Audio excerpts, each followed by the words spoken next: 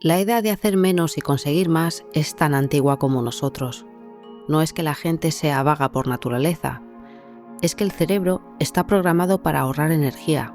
Desde la prehistoria hemos buscado maneras de no rompernos la espalda para sobrevivir. Primero fue una piedra afilada para no tener que arrancar la carne a mordiscos, luego el fuego para no estar media hora masticando, después la rueda, las poleas, las máquinas. Avanzamos porque buscamos atajos buenos, útiles, reales.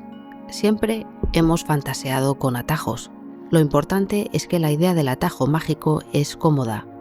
Te da la sensación de que puedes influir en tu vida sin mover una montaña. Cuando la vida es complicada, cuando no sabes qué hacer, cuando sientes que los demás tienen ventajas que tú no tendrás nunca, la mente busca una salida, una puerta secreta, algo que te diga, vale, quizás no tengo dinero, contactos o talento, pero puede que exista un truco escondido que equilibre las cosas.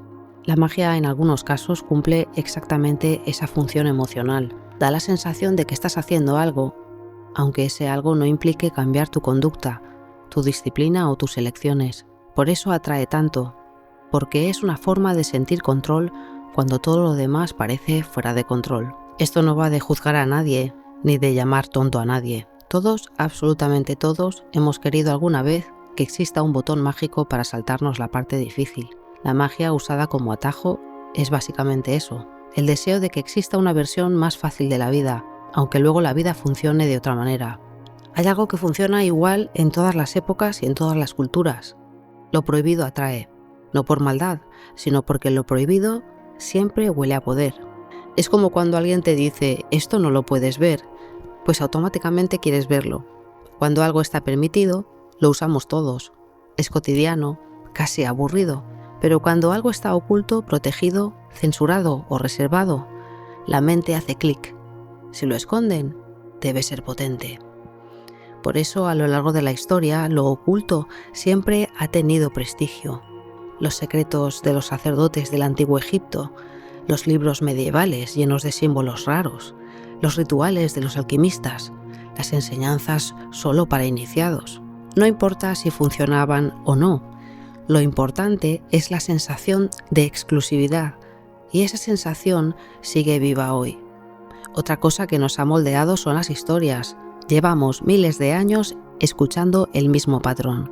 El héroe entrena, sufre y se sacrifica. El villano hace un pacto, usa un poder oscuro y sube de nivel en 2 segundos. Esta estructura está por todas partes, en mitos, películas, videojuegos, anime, cómics. Nos han acostumbrado a pensar que la luz es igual a ir lento, un camino duro, que nos obliga a ser disciplinados, y que la oscuridad es igual a avanzar rápido, ser poderoso, tener todo sin esfuerzo. Aunque no lo creamos, literalmente la idea emocional se queda en el cerebro. Y claro, cuando la gente escucha rituales, demonios y pactos, suena a ese camino rápido que lleva directo al poder sin pasar por el gimnasio de la vida. Además, tenemos otra intuición. Si algo es malo, es porque da ventajas. Traicionar es más fácil que construir confianza. Robar parece más rápido que trabajar. Manipular parece más eficaz que enamorar. Que la mente lo percibe así. Son atajos mentales. Y cuando metes magia en la mezcla, esta lógica se multiplica.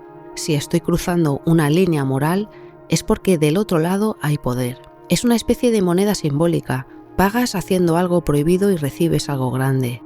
Los seres sobrenaturales, ángeles, demonios, espíritus, lo que quieras, tienen algo que impacta mucho en la imaginación. No tienen límites. No se cansan, no duermen, no pagan alquiler, no tienen ansiedad, no dudan, no necesitan motivación. Entonces mucha gente piensa, aunque sea inconscientemente, si yo convoco algo así, eso hará por mí lo que yo no puedo hacer. El ritual es un mando a distancia. La entidad es el obrero y tú eres el jefe que no mueve un dedo. Ahí tienes otra vez el sueño del atajo perfecto. No nos hagamos los tontos. Lo oscuro es estéticamente muy atractivo. Llamas, sombras, símbolos raros, voces profundas, luz roja, rituales nocturnos, ojos brillantes, figuras misteriosas. Todo eso transmite intensidad, fuerza, ¡wow!, cuidado. En cambio, la disciplina diaria se ve normal. Levantarse temprano, repetir algo 200 veces, fallar, seguir, fallar otra vez. No hay espectáculo, no hay música épica. En términos de imagen, el ritual oscuro es épico. La constancia diaria es rutina. Y lo épico siempre vende más. En casi todas las historias, hacer un pacto con una fuerza oscura tiene un precio, tu alma, un sacrificio, un acto que te hace sentir culpable. Curiosamente, ese precio no hace que la gente rechace la idea. Al revés, la vuelve más creíble. Es como si nuestra mente dijera, si cuesta caro, entonces es auténtico. Si implica dolor, entonces tiene poder. Es un pensamiento totalmente emocional, no racional, pero funciona igual que la gente que piensa que algo cura solo porque pica, arde o sabe horrible. El sufrimiento se interpreta como prueba de eficacia. A veces la vida parece una cinta que no avanza. Trabajas, estudias, practicas, te esfuerzas y los resultados no llegan. Esa sensación de estar atrapado puede ser más poderosa de lo que parece, y es aquí donde muchos empiezan a mirar hacia la magia o los atajos imaginarios. Todos hemos pasado por eso, poner todo de nuestra parte y sentir que nada cambia. Estudiar años y que las oportunidades laborales brillen por su ausencia. Intentar crecer en lo creativo y ver que tu trabajo pasa desapercibido. Ver a otros triunfar de repente y no entender cómo lo lograron. Cuando esto se repite, se instala la impotencia, esa sensación de que da igual lo que hagas, y la mente cansada empieza a buscar explicaciones o soluciones que no dependen de nosotros directamente. No hay maldad en esto. Buscamos salidas cuando sentimos que todas las puertas están cerradas. En ese contexto, la magia o cualquier práctica que prometa resultados sin esfuerzo se convierte en una especie de respiro. No siempre se trata de creer que un ritual va a traer fama o dinero. Muchas veces es una fantasía de control. Si hago esto, siento que puedo mover algo. Aunque no cambie mi vida, estoy haciendo algo por mí mismo. Funciona como un alivio temporal. Da sensación de acción cuando de otra forma solo hay frustración, y eso puede ser muy valioso para alguien que siente que todo lo demás falla. La vida real es lenta, incierta y a menudo injusta. Hay que repetir, fallar, aprender, esperar. Hay obstáculos que no se pueden esquivar. Todos los días vemos historias de triunfos relámpago. Influencers que se vuelven virales de la noche a la mañana. Artistas que aparecen de la nada y arrasan. Gente que se hace millonaria con una inversión o con criptomonedas. La mayoría de estas historias son excepciones, pero se repiten tanto que distorsionan nuestra percepción. Parece que el éxito siempre puede ser rápido y espectacular. Eso hace que el camino largo y constante se vea lento, aburrido e incluso anticuado. En este panorama, la magia o la fantasía de atajos encaja perfectamente. Es un símbolo de acceso rápido al éxito que la sociedad ya nos ha acostumbrado a valorar. Cuando alguien tiene grandes aspiraciones pero siente que no logra nada, se crea un vacío psicológico enorme. Surgen pensamientos como, si el camino normal no funciona, quizás exista otro. Uno más rápido, uno para los que están dispuestos a todo. La magia en ese momento no es solo un escape, es una metáfora de la oportunidad prohibida y a veces una ilusión de igualdad. Si los poderosos tienen atajos o pactos secretos, entonces yo también podría tener acceso, si me atrevo. El mundo es caótico, impredecible y lleno de variables que escapan a nuestro alcance. Y eso para la mayoría de nosotros es incómodo hasta físicamente.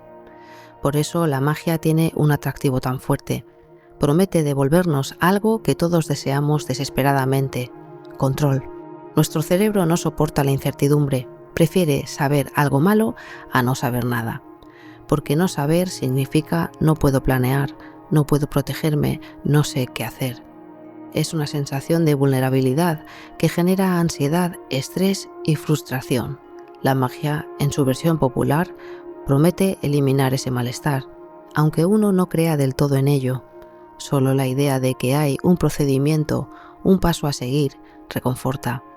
Da la sensación de que no estamos completamente a merced del caos. Conseguir un buen trabajo requiere preparación, contactos, hacerlo en el momento adecuado y tener suerte. Mejorar físicamente lleva meses o años de constancia.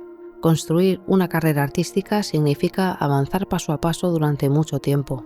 La magia ritual, tal como se imagina popularmente, es todo lo contrario.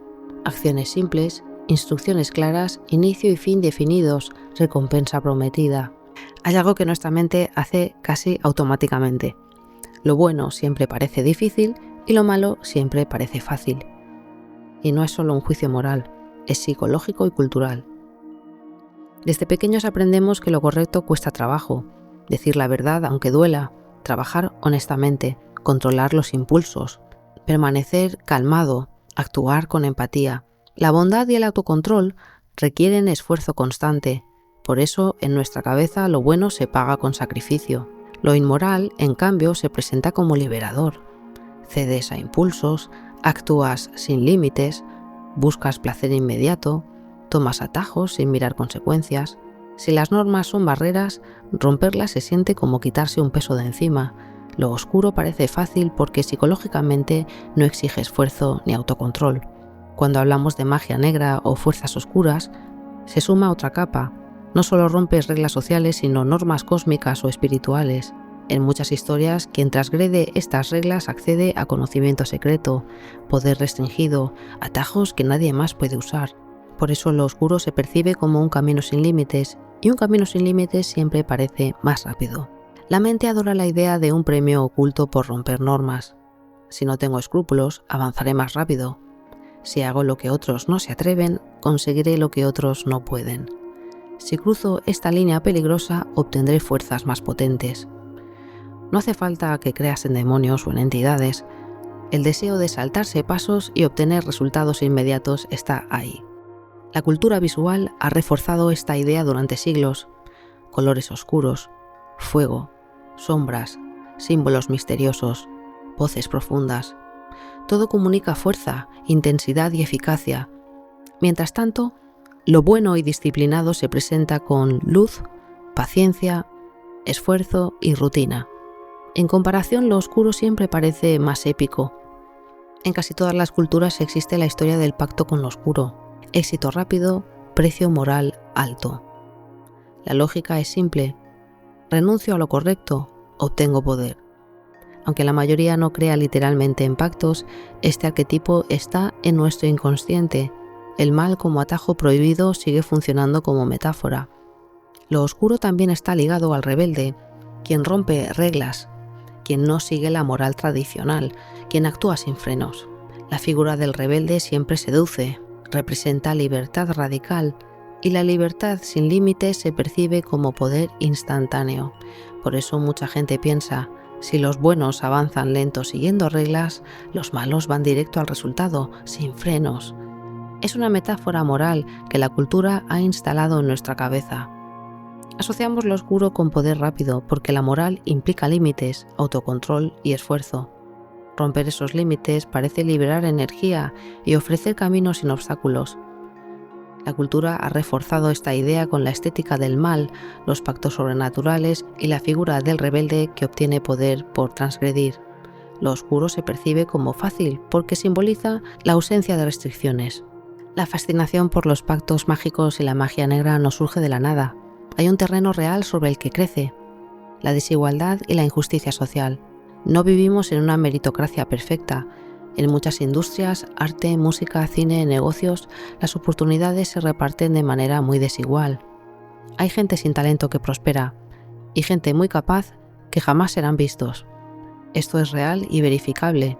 Negarlo sería injusto y deshonesto. Muchos artistas y celebridades juegan con la imaginería demoníaca porque genera morbo, vende, crea identidad, produce polémica, rompe tabús, les diferencia del resto. El público toma literalmente lo que es simbólico. En cualquier camino, material, espiritual o incluso mágico, hay una regla básica. Si tú no cambias, tu vida no cambia. Si no tomas acción, nada se mueve. Incluso en las tradiciones mágicas auténticas, ya sean ceremoniales, esotéricas, religiosas o chamánicas, la magia no reemplaza la acción del individuo. Más bien la acompaña, la guía o la sostiene. nunca sustituye tu responsabilidad. Por eso la idea de un camino mágico sin esfuerzo es contradictoria, incluso dentro de la práctica seria de la magia. Pero ningún camino espiritual serio funciona así, y ningún camino funciona así tampoco. Si alguien no cambia su conducta, no aprende, no evoluciona, no toma decisiones y no se involucra, entonces sus resultados seguirán siendo los mismos.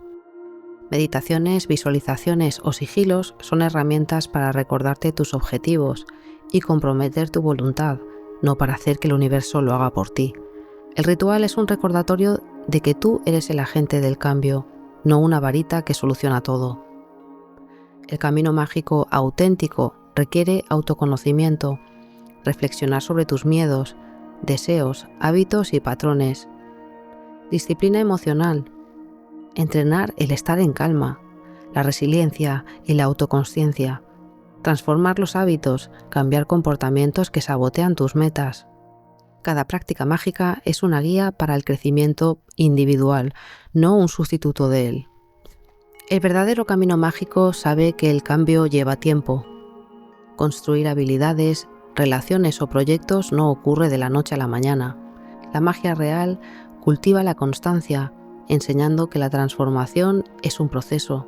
Muchos jóvenes que siguen a artistas famosos sienten una mezcla de admiración intensa por talento, estilo, presencia escénica, frustración porque ellos mismos quisieran tener ese mismo éxito y visibilidad, impotencia al compararse con alguien que parece nacer famoso o privilegiado. Esta combinación puede generar fantasías de atajo. Si ellos lo consiguieron así, quizás hubo algo que yo también puedo hacer para saltarme años de esfuerzo. Culturalmente, los artistas que alcanzan fama global siempre han estado rodeados de leyendas, pactos satánicos, rituales secretos, control de logias o élites ocultas. La narrativa funciona porque simplifica lo incomprensible, cómo alguien de origen normal logra riqueza y poder extraordinario. En la música, estas historias se refuerzan con letras de canciones que juegan con lo oscuro o lo prohibido, estética visual dramática, escenarios, videoclips, vestuario, medios de comunicación y redes sociales que viralizan rumores. En consecuencia, muchos jóvenes creen que solo hay un camino mágico para triunfar y que sin él sus esfuerzos serían inútiles. El mundo de la música es extremadamente competitivo y desigual. Contactos y padrinazgo importan más de lo que parece. El capital simbólico y financiero puede abrir puertas que el talento por sí solo no consigue. La percepción pública ve solo el éxito final, no los años de ensayo, grabaciones, rechazos y estrategia detrás. El mundo de la música no es solo talento y disciplina. Es un ecosistema donde hay contratos, financiamiento y decisiones estratégicas de alto nivel. Existen redes de poder que mueven artistas a la cima o que los dejan en el anonimato. La fama puede depender de relaciones con figuras poderosas, influencias ocultas, alianzas estratégicas y sí, decisiones turbias o moralmente cuestionables. Artistas famosos, piensa en los más grandes que conozcas, no llegaron únicamente por cantar bien. Supieron navegar un sistema saturado de intereses, competencia y gente que tiene agendas propias. No es ingenuidad pensar que hubo juegos sucios, ya que otros actores de la industria operan en esos niveles estratégicos. No es magia, pero tampoco es meritocracia pura. Cuando los jóvenes ven que alguien alcanza éxito extremo, la fantasía de algo mágico, de algo prohibido, aparece como intento de explicar lo que parece injusto o imposible.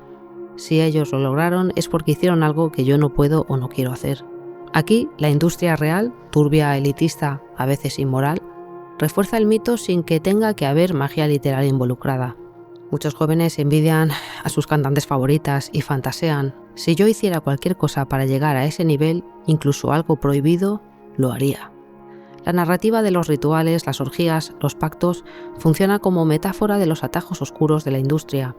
La fantasía de vender el alma es un atajo simbólico para procesar la realidad del mundo real, que es despiadado, lleno de privilegios y tácticas turbias.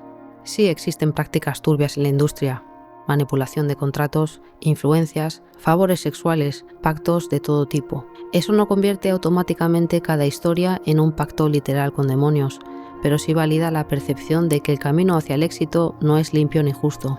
Rituales, sacrificios y transgresiones son símbolos de lo que realmente requiere el ascenso en un mundo elitista y despiadado. Una cosa es la magia real, que exige conocimiento, tradición y transformación, y otra cosa es la fantasía del ritual fácil que la gente copia de TikTok o en foros, porque no saben qué fuerzas están moviendo, porque no comprenden el marco, porque no tienen disciplina y porque no han transformado su vida ni su conducta. Por eso, quien hace rituales creyendo que así se volverá famoso, rico o irresistible, puede que esté perdiendo el tiempo. No por falta de fe, sino porque no ha entendido el fundamento. La industria musical se mueve por capital, intereses corporativos, agendas culturales y redes de poder. Eso es real, no tiene nada de fantasioso. Hay gente con mucho dinero, mucha influencia y sí, ideologías propias que deciden qué se promueve, qué se oculta y qué estética domina. Algunos artistas son instrumentos de agendas ajenas sin darse cuenta. Otros simplemente encajan estéticamente en lo que la industria quiere vender. Y otros, sí, están al tanto y participan conscientemente de lo que hacen, dicen o simbolizan. Pero el camino real al éxito masivo suele implicar estar en el lugar concreto, conocer a la gente adecuada, gustarle a un ejecutivo, representar una imagen explotable, encajar en un plan comercial o cultural. Esto es 1000 veces más determinante que cualquier ritual improvisado con velas compradas en Amazon. Hoy, en el ámbito cultural, hay gente que tiene agendas transgresoras, nihilistas, hipersexualizadas, violentas, hiperconsumistas o directamente anticomunitarias. Y esta gente tiene capital, tienen poder mediático y tienen influencia política. Esto no es una conspiración, es marketing, política cultural, capitalismo y agenda ideológica. Y esto tiene un impacto real en qué tipo de cultura se promueve. Pero esto no significa que cada artista que estamos viendo sea satanista, que todos participen en orgías rituales o que haya pactos literales en masa. La mayoría de artistas son piezas dentro de un tablero que no han visto entero. Si no sabes magia real y estás jugando a hacerla, estás perdiendo el tiempo. El mundo no funciona así. El éxito viene de estructuras de poder, capital, agendas y juegos entre gente muy influyente. Algunos de ellos tienen ideologías oscuras, otros simplemente siguen el dinero. Sarah, yo soy Sarah y ahora estás bien hablando con Sarah. Si la música te habla al corazón, este es tu rincón.